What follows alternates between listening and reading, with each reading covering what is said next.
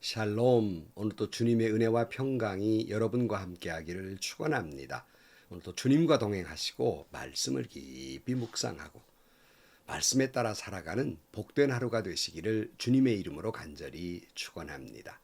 오늘 아침 하나님께서 우리에게 허락해 주신 말씀은 욥기 33장 14절에서 33절 말씀입니다. 사실은 하나님이 말씀하시고 또 하신다고 하더라도 사람이 그 말씀에 주의를 기울이지 못할 뿐입니다. 사람이 꿈을 꿀 때에, 밤의 환상을 볼 때에, 또는 깊은 잠에 빠질 때에, 침실에서 잠을 잘 때에, 바로 그때에 하나님은 사람들의 귀를 여시고 말씀을 듣게 하십니다. 사람들은 거기에서 경고를 받고 두려워합니다. 하나님은 사람들이 죄를 짓지 않도록 하십니다. 교만하지 않도록 하십니다.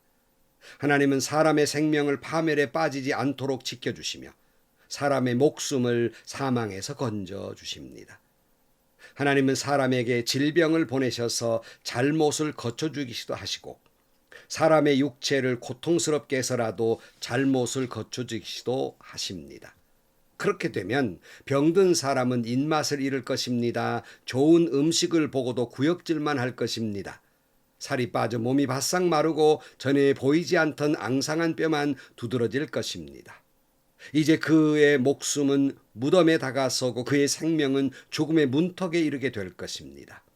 그때 하나님의 천사 1000명 가운데에서 한 명이 그를 도우러 올 것입니다. 그 천사는 사람이 마땅히 해야 할 일을 상기시킬 것입니다. 하나님은 그에게 은혜를 베푸시고 천사에게 말씀하실 것입니다. 그가 무덤으로 내려가지 않도록 그를 살려주어라. 내가 그의 몸값을 받았다. 그렇게 되면 그는 다시 젊음을 되찾고 건강도 되찾을 것입니다. 그가 하나님께 기도를 드리면 하나님은 그에게 응답하여 주실 것입니다. 그는 기쁨으로 하나님을 섬기고 하나님은 그를 다시 정상적으로 회복시켜 주실 것입니다. 그는 사람들 앞에서 고백할 것입니다. 나는 죄를 지어서 옳은 일을 그르쳤으나 하나님이 나를 용서해 주셨습니다. 하나님이 나를 무덤에 내려가지 않게 구원해 주셨기에 이렇게 살아서 빚을 즐기게 되었습니다 하고 말을 할 것입니다. 이 모두가 하나님이 하시는 일입니다. 하나님이 사람에게 2번, 3번 이렇게 되풀이하시는 것은 사람의 생명을 무덤에서 다시 끌어내셔서 생명의 빛을 보게 하시려는 것입니다. 어른은 귀를 기울여 내 말을 들으십시오. 내가 말하는 동안에 조용히 듣기만 해 주십시오. 그러나 하실 말씀이 있으시면 내가 듣겠습니다. 서슴지 말고 말씀해 주십시오. 나는 어른이 오르시다는 것을 드러내고 싶습니다. 그러나 하실 말씀이 없으시면 조용히 들어주시기만 바랍니다. 그러면 내가 어른께 지혜를 가르쳐 드리겠습니다. 아멘. 우리는 살아가면서 욥과 같은 어려움을 만났을 때 우리는 좌절할 수밖에 없죠. 왜냐하면 아무리 생각해도 내가 왜 이런 일을 만나야 하는지 이해하기가 어렵기 때문입니다. 비록 하나님을 잘 믿는 사람이라 할지라도 애매한 고난을 받을 때 정말 이해하기 어렵고요. 그리고 참 이것을 신앙으로 받아들이기가 그렇게 쉬운 일이 아닌 것이에요.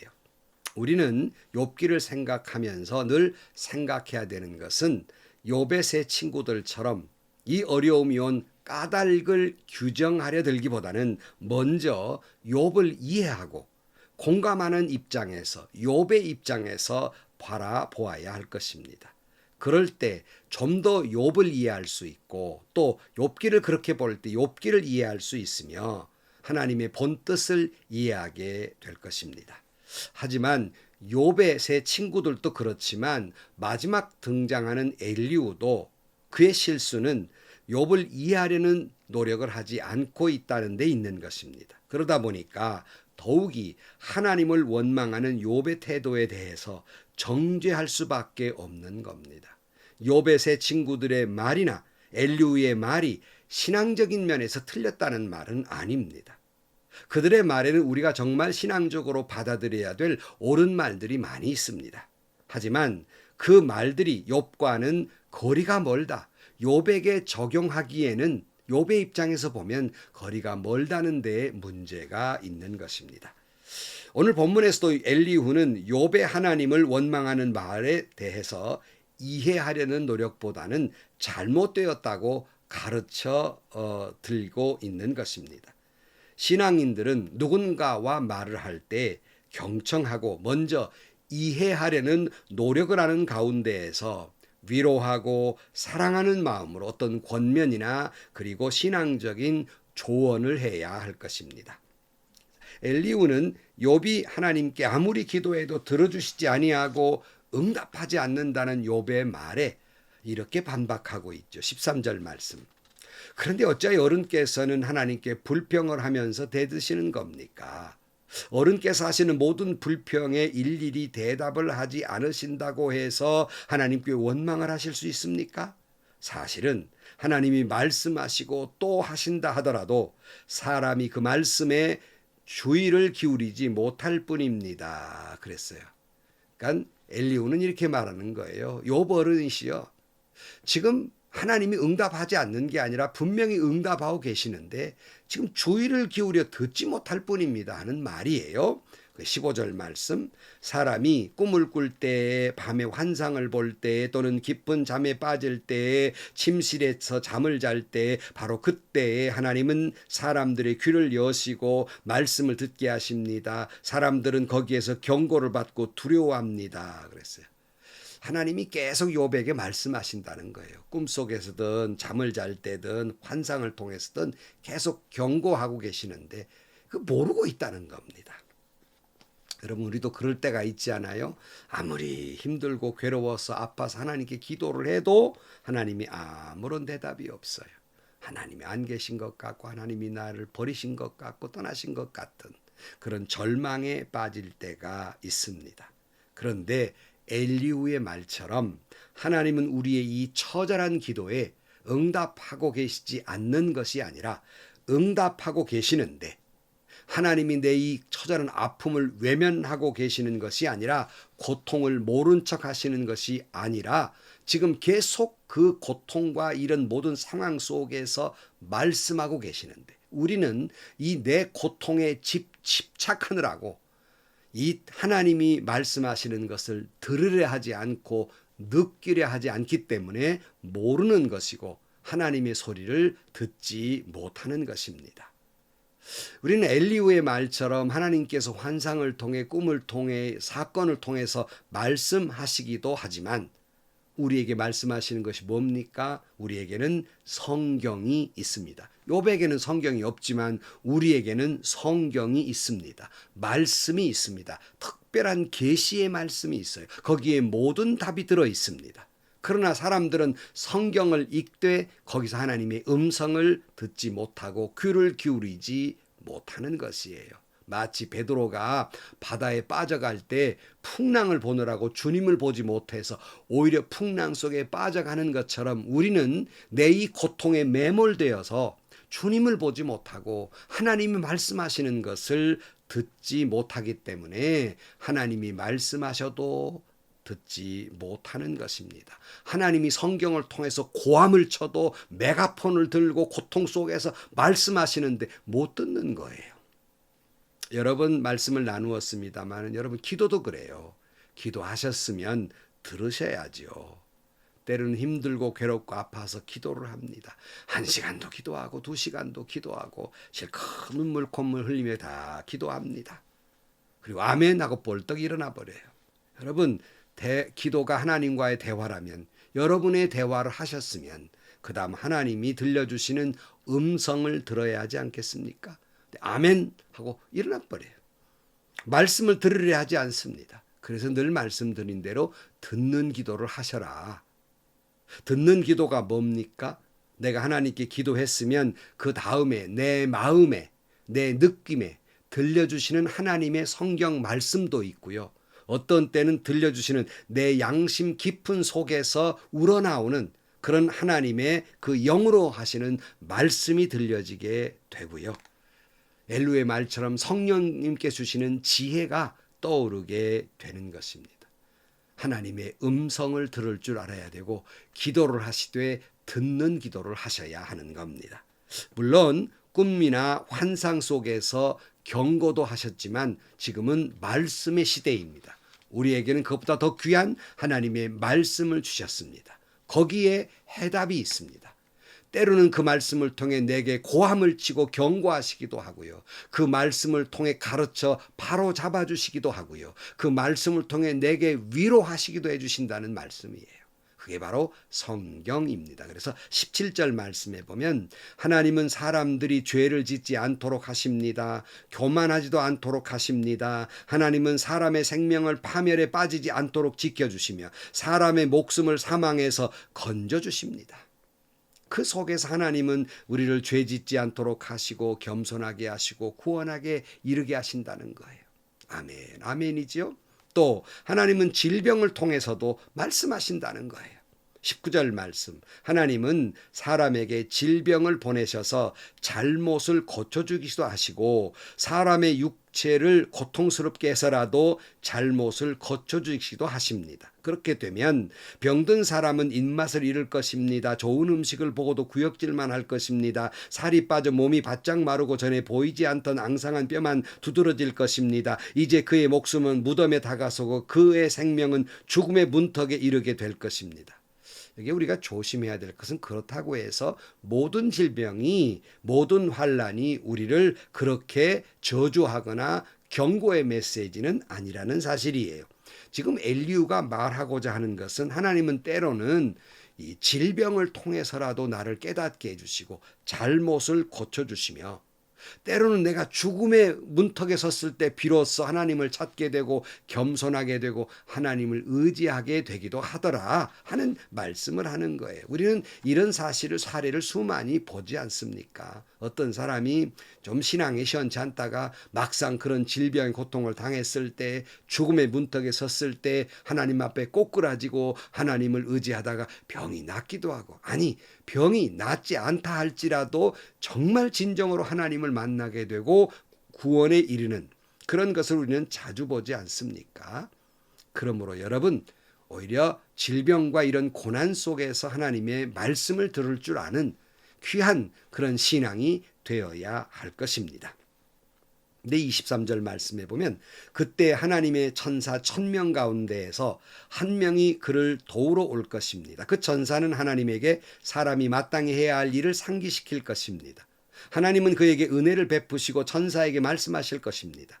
그가 무덤으로 내려가지 않도록 그를 살려주오라. 내가 그의 몸값을 받았다. 그렇게 되면 그는 다시 젊음을 되찾고 건강도 되찾을 것입니다. 그가 하나님께 기도를 드리면 하나님은 그에게 응답하여 주실 것입니다. 그는 기쁨으로 하나님을 섬기고 하나님은 그를 다시 정상적으로 회복시켜 주실 것입니다.